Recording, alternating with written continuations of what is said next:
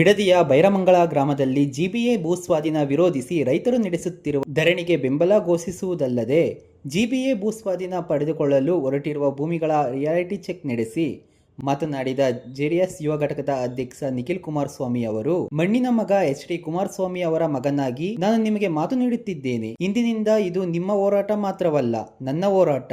ಸರ್ಕಾರ ತಂದೊಡ್ಡಿರುವ ಸಮಸ್ಯೆಗೆ ತಾರ್ಕಿಕ ಅಂತ್ಯ ಕಾಣುವುದೇ ನನ್ನ ಗುರಿ ಎಂದು ರೈತರಿಗೆ ಆಶ್ವಾಸನೆ ನೀಡಿದರು. ನಾನು ಕೂಡ ನೋಡಿದೆ, ಯಾಕೆಂದ್ರೆ ಪ್ರತಿಯೊಂದು ಕ್ಷಣದ ವಿಚಾರದ ಮಾಹಿತಿಯನ್ನ ನಾನು ಪಡ್ಕೊಳ್ತಕ್ಕಂತ ಕೆಲಸ ಮಾಡ್ತಾ ಇದ್ದೇನೆ.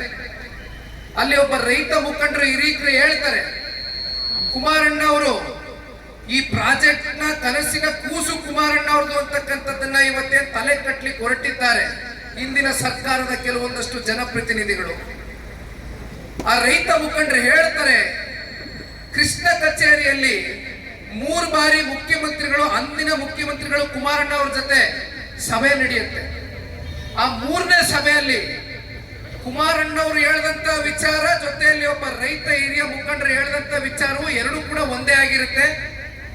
ಕುಮಾರಣ್ಣ ಅವರು 3ನೇ ಸಭೆಯಲ್ಲಿ ಯಾತಕ್ಕೋಸ್ಕರ ಈ ಒಂದು ಪ್ರಾಜೆಕ್ಟ್ ಅನ್ನ ಕೈ ಬಿಡ್ತಾರೆ ಅಂದ್ರೆ, ಇಲ್ಲಿ ಕೂತಿರ್ತಕ್ಕಂಥ ತಾಯಂದ್ರೇನಿದ್ದೀರಮ್ಮ, ನಿಮ್ಮಲ್ಲಿ ಒಬ್ರು ಹಿರಿಯ ರೈತ ಮುಖಂಡೆ, ಒಬ್ರು ಹೆಣ್ಣು ಮಗಳು, ಬಹುಶಃ ಅವ್ರಿಗೆ ಅವತ್ತೇ ಬಹಳಷ್ಟು ವಯಸ್ಸಾಗಿತ್ತು ಅಂತಕ್ಕಂಥದ್ದು ಕುಮಾರಣ್ಣ ಅವ್ರು ನನ್ನ ಹತ್ರ ಹೇಳಿದ್ದಾರೆ. ಆದ್ರೂ ಇಲ್ಲಿ ನೀವು ಒಂದು ಸಂದರ್ಶನದಲ್ಲಿ ಹೇಳ್ತೀರಿ, ಆ ರೈತ ಮಹಿಳೆ ಬಂದು ಹೇಳ್ತದೆ, ನಮ್ಮ ಭಾವನೆಗಳಡಗಿದೆ, ನಮ್ಮ ತಂದೆ ತಾಯಿ ತೀರ್ಕೊಂಡು ಹೋದಂತ ಕುಟುಂಬಗಳ ಸಮಾಧಿಗಳಿದೆ, ನಮ್ಮ ಭಾವನೆಗಳು ಇವತ್ತು ಈ ಭೂಮಿಯಲ್ಲಿ ಅಡಗಿದೆ. ದಯವಿಟ್ಟು ಇದು ಯಾವ್ದಾದ್ರೂ ಪ್ರಾಜೆಕ್ಟ್ಗಳು ಇಂಥದ್ದು ಮಾಡ್ತಕ್ಕಂಥದ್ದಾದ್ರೆ ಬೇರೆ ಇನ್ನೆಲ್ಲಾದ್ರೂ ನೀವು ಆಲೋಚನೆ ಮಾಡ್ತಕ್ಕಂಥದ್ದು ಸೂಕ್ತ ಅಂತಕ್ಕಂಥದ್ದು ಆ ಹೆಣ್ಮಗಳು ಕುಮಾರಣ್ಣ ಅವ್ರ ಹತ್ರ ಹೇಳಿದಾಗ ಆ ಕುಮಾರಣ್ಣ ಅವರು ತಲೆಬಾಗಿ ಆ ತಾಯಿಗೆ ಒಂದು ಗೌರವವನ್ನ ಕೊಡಬೇಕು, ಆ ತಾಯಿ ಹೇಳ್ತಾ ಇರ್ತಕ್ಕಂಥ ಮಾತಿಗೆ ಗೌರವವನ್ನು ಅರ್ಪಿಸ್ಬೇಕು ಅಂತಕ್ಕಂಥ ಹಿನ್ನೆಲೆಯಲ್ಲಿ ಅದನ್ನ ಕೈ ಬಿಡ್ತಾರೆ.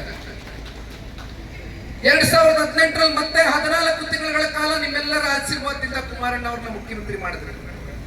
ಅವತ್ತೇನಾದ್ರೂ ಈ ಪ್ರಾಜೆಕ್ಟ್ ಅನ್ನ ಮತ್ತೆ ಕೈಗೆತ್ಕೊಂಡು ಮುಂದುವರಿಸಬೇಕಾಗಿತ್ತು ಅಂತಕ್ಕಂಥದ್ದು ಕುಮಾರಣ್ಣ ಅವ್ರನಲ್ಲಿ ಚಿಂತನೆ ಇದ್ದಿದ್ರೆ ಅದು ಮತ್ತೆ ಕೈ ಹಾಕಿರೋರು ತಾಯಿ.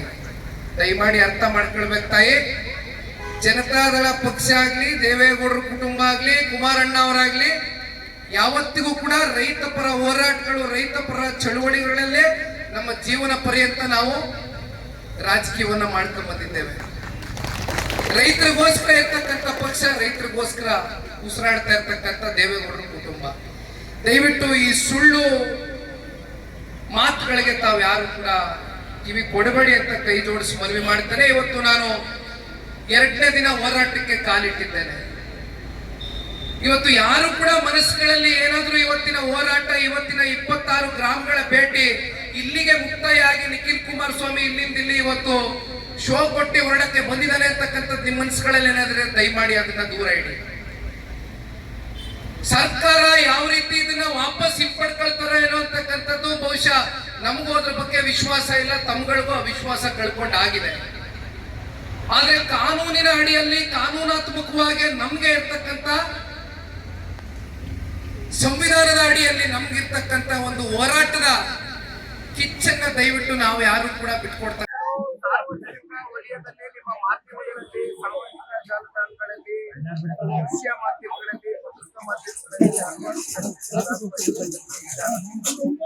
ಇಲ್ಲಿ ರೈತರೇ ಇಲ್ಲ, ರೈತರು ಕೂಡ ವ್ಯವಸಾಯ ಮಾಡ್ತಾ ಇರ್ತಕ್ಕಂಥ ಜನವೇ ಇಲ್ಲ ಜನ ಹೊರಟಿದ್ದಾರೆ.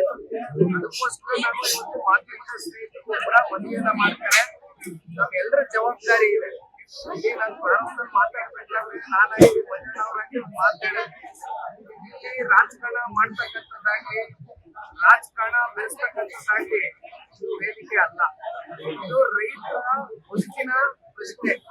ರೈತರ ಬದುಕಿನ ಜೊತೆಯಲ್ಲಿ ಚೆಲ್ಲಾಟ ಆಡ್ತಾ ಇರ್ತಕ್ಕಂಥ ಈ ರಾಜ್ಯ ಸರ್ಕಾರ ಬಹುಶಃ ಈ ಒಂದು ಪ್ರಾಜೆಕ್ಟ್ ನ ರೈತರಿಗೆ ಅನುಕೂಲ ಮಾಡಿಕೊಡ್ಬೇಕು ಅನ್ನೋದಕ್ಕಿಂತ ಹೆಚ್ಚಾಗಿ ರೈತರ ವಿನಾಶಕ್ಕೆ ಕಾರಣ ಆಗ್ತಾ ಇದೆ.